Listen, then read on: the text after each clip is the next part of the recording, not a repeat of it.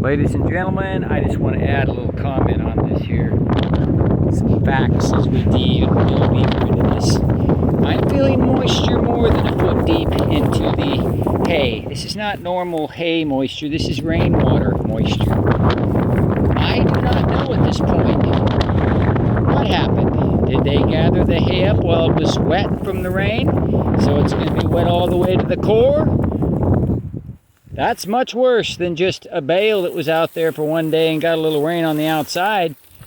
I'm feeling moisture deep down in here now, much more than a foot deep into this bale. So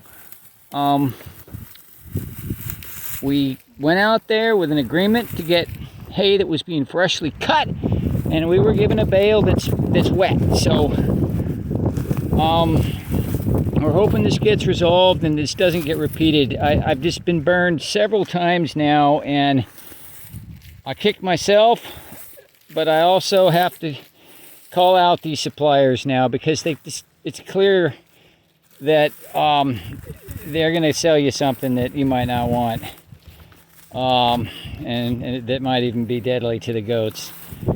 I don't know, folks. Maybe cattle can eat the moldy hay. I don't know. I wouldn't raise any animals and feed them moldy hay or moldy anything. So that's not the business I'm in, okay? These are my precious goats, and I don't raise them for meat. They're natural conservation land goats, foraging naturally on the conservation lands, and they're precious to us. They're rare breeds, like this Blue Devil's River here. She's extremely rare breed.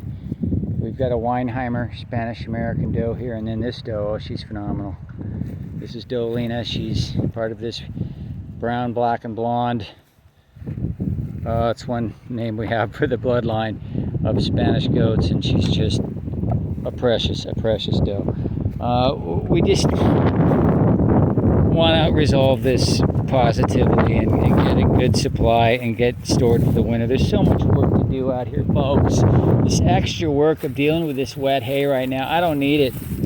I really don't need it, folks. We don't need that out here. We're trying to protect these precious critters.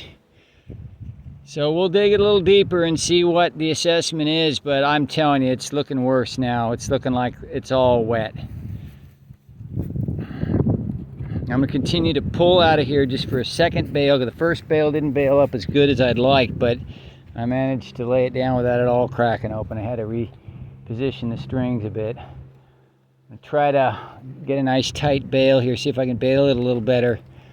And as soon as possible, get this whole thing cracked open and dried out and baled. It doesn't take long to dry sitting out in the sun here, you know, to get that excess moisture out of there, but everything's got to be done with care, because you pack wet hay and store it, and it's all just going to be moldy and useless, and it'll just kill the poor animals.